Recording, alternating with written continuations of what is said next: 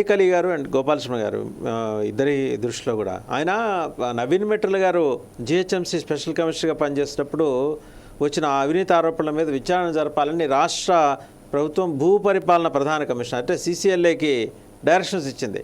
కానీ ఒక ప్రముఖ పొలిటికల్ లీడర్ తోటి ఉన్న సాన్నిధ్యం కారణంగా ఆయన పోస్ట్ నుంచి ఆయన్ని ప్రభుత్వం తప్పించింది, చేతులు ఇట్లా దులిపేసుకుంది. ఇది ఒకటేనా? కాలేజీ టెక్నికల్ ఎడ్యుకేషన్ కమిటీగా చేసినప్పుడు అలాంటి అక్రమాలే.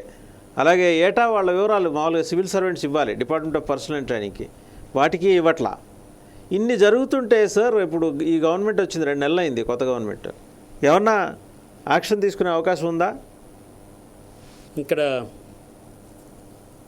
ముఖ్యంగా ఖచ్చితంగా కూడా యాక్షన్ తీసుకోవాలి. తాత్సారం చేయడం అది మంచిది కాదు. ఎందుకంటే ఆలస్యం విషమవుతుంది. ఇదేం అమృతం కాదు నవీన్ మిట్టల్ విషయంలో. నవీన్ మిట్టల్ను ఎందుకంటే కమిటీతో నేను కూర్చున్నప్పుడు, కమిటీ వాళ్ళ సభ్యులతో మాట్లాడుతున్నప్పుడు కూడా నాకు అనిపించింది, నవీన్ మిట్టల్ ఉన్నంత వరకు కమిటీ కూడా అనేకమైన విషయాలను ముఖ్యమంత్రి దృష్టికి తీసుకెళ్ళడానికి ఒక ప్రధానమైన బ్యారియర్గా కాకుండా ఒక అడ్డంకిగా మారే అవకాశం ఉంది.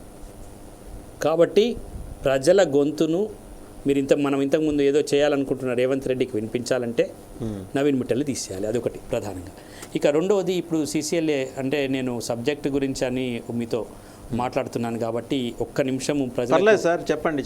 2,45,000 దరఖాస్తులు మనకు పెండింగ్లో ఉన్నాయి. ఈ 2 లక్షల దరఖాస్తులో అప్లికేషన్ ఫర్ పాస్బుక్ డేటాలో 1 లక్ష దరఖాస్తులు, only correction of passbook data 1 lakh. 2,45,000లో 1 lakh application passbook data correction. అంటే పేరు తప్పు ఉండొచ్చు, లేదా ఎక్స్టెంట్ తప్పు పడించవచ్చు, ఆ ఎక్స్టెంట్ని చూస్ చేయొచ్చు. ఎక్స్టెంట్ అంటే ఇప్పుడు నాకు 2 ఎకరాలు 20 గుంటలు ఉందనుకోండి, 2 ఎకరాలు 25 గుంటలు ఏమో పడి ఉండొచ్చు. అది కనుక పాత డాటాలో ఉంటే పాతది నుంచి ఇమీడియట్గా కరెక్షన్ చేయొచ్చు. చిన్న మిస్టేక్స్ అన్ని 1 లక్ష ఉన్నాయండి. తర్వాత గ్రీవెన్స్ ల్యాండ్ మ్యాటర్స్ 40, అన్బ్లాక్ తర్వాత ప్రొహిబిటెడ్ ప్రాపర్టీస్ అన్నీ కూడా, అంటే కొన్ని అన్బ్లాక్ చేయడానికి వీలుగా ఉండేటివి ఒక 26,000 ఉన్నాయి. పెండింగ్ మ్యూటేషన్స్ ఒక 14,000 ఉన్నాయి. కోర్టు కేసెస్ ఒక 6,058 ఉన్నాయి. అంటే కోర్టు కేసులు కోర్టు వీళ్ళను ఓనర్గా డిసైడ్ చేసిందండి. 6,058 కూడా ఎట్లున్నాయంటే రాష్ట్ర వ్యాప్తంగా ఓనర్గా డిసైడ్ చేసింది.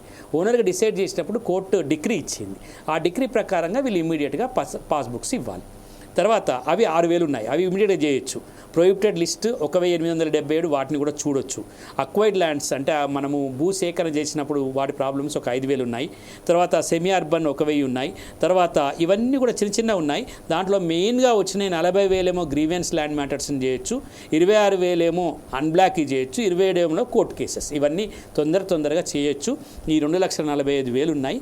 ఇమీడియట్గా మేము ఈరోజు మీ ద్వారా కోరుకుంటున్నాం జిల్లా కలెక్టర్లను ఇవి చేయొచ్చు. జిల్లా కలెక్టర్లు ఖచ్చితంగా ఈ సిసిఎల్ఏ గారి ఆదేశాలు, ఇప్పుడు సిసిఎల్ఏ ఏం చేసిందంటే కొన్ని ఆదేశాలు ఇచ్చింది. ఏంటంటే ఎంఆర్ఓ లెవెల్లో ఇవి అంటే తహసీల్దార్ లెవెల్లో ఇవి చేయండి. తర్వాత ఆర్డీఓ లెవెల్ ఇచ్చారు. ఆర్డీఓకి ఒక అధికారం ఇచ్చారు. ఆర్డీఓ లేదు ఇంతకుముందు, అసలు ధరణి విషయంలోనే ఆర్డీఓ లేడు. అసలు భూమికి సంబంధించిన ఆర్డీఓ దేనికి పనికిరాడని తీసేశారు. ఎందుకంటే అవినీతి చేస్తున్నాడని కేసీఆర్కి ఎవరు చెప్పారట. ఆర్డీఓలంతా వ్యవస్థను తీసేస్తామా? వ్యవస్థను విధ్వంసం చేస్తాయా? అంటే సీఎం కరప్షన్ చేస్తున్నా అన్నాం, సీఎం తీసేద్దామా?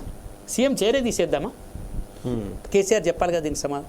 ఇప్పుడు కేసీఆర్ అనే సీఎం అనే పర్సన్ అది మొత్తం కుంభకోణాలు చేస్తున్నాడు అని అనుకున్నాం. మనం అనుకుంటే ఒకవేళ నిజమని కూడా అనుకుంటే మొత్తం సీఎం చేర రద్దు చేస్తారా?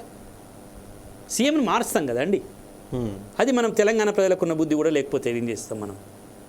కాబట్టి మేము ఏం కోరుకుంటున్నామంటే ఈ 1,45,000 2,45,000 ఆర్డీఓని పెట్టారు కాబట్టి ఇవన్నీ కూడా మళ్ళీ చట్టం ఏం చెప్తుందంటే, ఒకవైపు చట్టం ఇవి కాదు, తహసీల్దార్ చేసే అధికారం లేదు. చట్టం ఏం చెప్తుంది? ఆర్డీఓ చేసే అధికారం లేదు, కలెక్టర్ మాత్రమే చేయాలి. అంటే ఈ ముగ్గురు చేసిన రిపోర్ట్స్ అన్ని తీసుకొని కలెక్టర్ ఓకే చేయాలి. ఇప్పుడు అయితేనే ఇవన్నీ సమస్యలు పరిష్కారం అవుతాయి.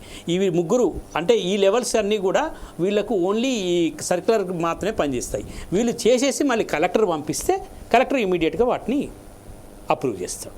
కాబట్టి కలెక్టర్లు అందరూ, జిల్లా కలెక్టర్లు కమిటెడ్గా ప్రజలకి ఇబ్బంది కలగొద్దు అనుకొని, మీకు ఒక ఆర్డర్స్ ఉన్నాయి కాబట్టి కనీసం ఈ 4 రోజులు 3 రోజులు పనిచేయలేదు, ఈ 4వ రోజు నుంచి అయినా కూడా 9వ తారీఖు వరకైనా కూడా ఖచ్చితంగా పనిచేయాలని మీ ద్వారా నేను కోరుతున్నాను. ఎందుకంటే ఒక అమ్మాయి మ్యారేజ్ చేయాలండి, ఒక రైతు ప్రొహిబిటెడ్ లిస్టులోకి వెళ్ళిపోయాడు, అటు ఇటు కాళ్ళరిగేటట్టు తిరుగుతున్నాడు. అమ్మాయి వివాహం చేయడానికి సందు లేదు.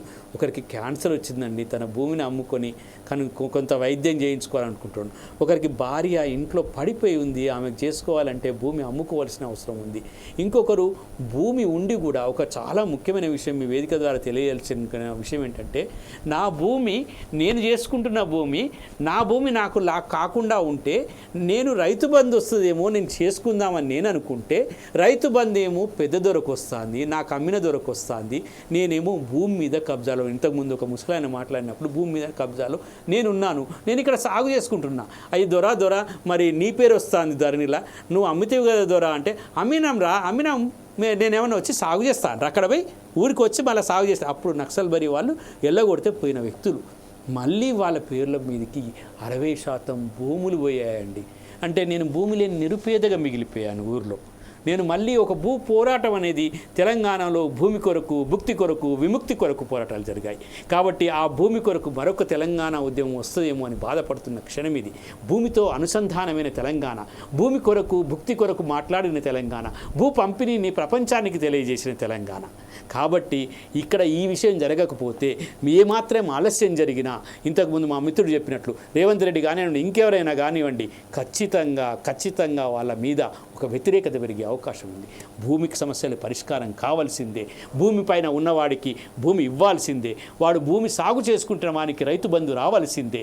కాకపోతే దొరలు ఆగాలి, సినిమా యాక్టర్లు ఆగాలి, పెద్ద వాళ్ళ అన్నీ ఆగాలి.